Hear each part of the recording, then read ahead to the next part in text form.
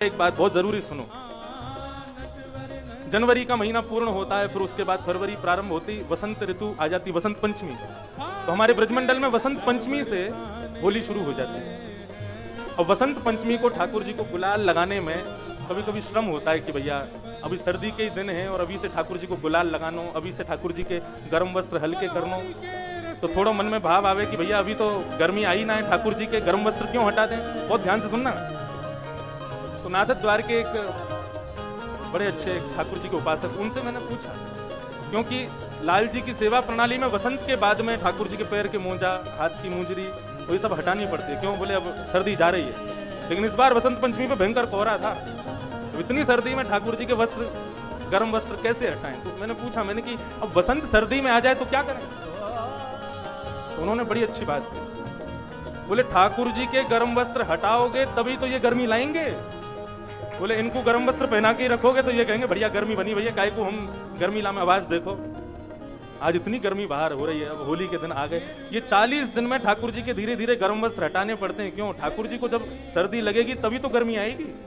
तो ऐसे हमारे लाल जी 40 दिन की होली मनाते हैं। तो उसके पीछे भाव ये भी है कि वसंत के बाद से हम सब ब्रजवासी पूर्व काल में सब अपने रिश्तेदारों को बुलाते थे, सब आ जाओ ब्रज में आके, और फिर होली खेलते थे। होली का मतलब जो हम लोग समझते हैं केवल उतना नहीं है। होली का मतलब केवल रंग लगा दो किसी को भी और महाराज जमीन में लिटा दो, उसके ऊपर चढ़ जाओ, वाह खोंचा मार रहे हैं, वाह कपड़ा न फाड़ रहे हैं, ये होली का स्वरूप नहीं। मैंने पूर्ववर्ती होली में भी कहा था, होली का तात्पर्य क्या है? दूसरे को रंग लगाना, अनजान को भी रंग लगाना नहीं। आप भक्त हो तो जिससे भी मिलो उस पर भी अपनी भक्ति को चढ़ा देना, ये होली का मुख्य रूप है। एक भक्त जितनों से मिले उतनों को अपनी भक्ति का रंग लगा के उसको भी भक्त बना दे तो समझना असली होली हुई। केवल रंग मात्र लगाने से होली पूर्ण नहीं होगी।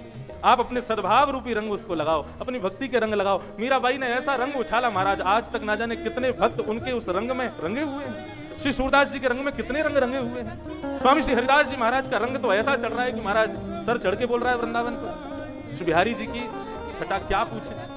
पिछले 3-4 दिन से वृंदावन के लोग भी बाहर निकलने में घबरा रहे हैं। क्यों? बोले ब्रजवासी के सब दीवाने घूम रहे हैं गलियों में, मोहल्लों में, रोडों पर, सब चक्का जाम। ये बिहारी जी कौन है? स्वामी श्री हरिदास जी महाराज का रंग है आप सबके लिए, आप सब पर चढ़ाया है उन्होंने। श्री राधा वल्लभ जी कौन है? श्री हितरिवंश महाप्रभु का रंग है, आप सब लोगों पर छिड़का है उन्होंने। श्री राधा रमन जी कौन है? श्री गोपाल भट्ट गोस्वामी जी ने आप सबके ऊपर श्री राधा रमन जी के रूप में रंग छिड़का है। हमारे गिरधरलाल जी कौन है? ये मेरो रंग है, मैं छिड़क रहा हूं आपको।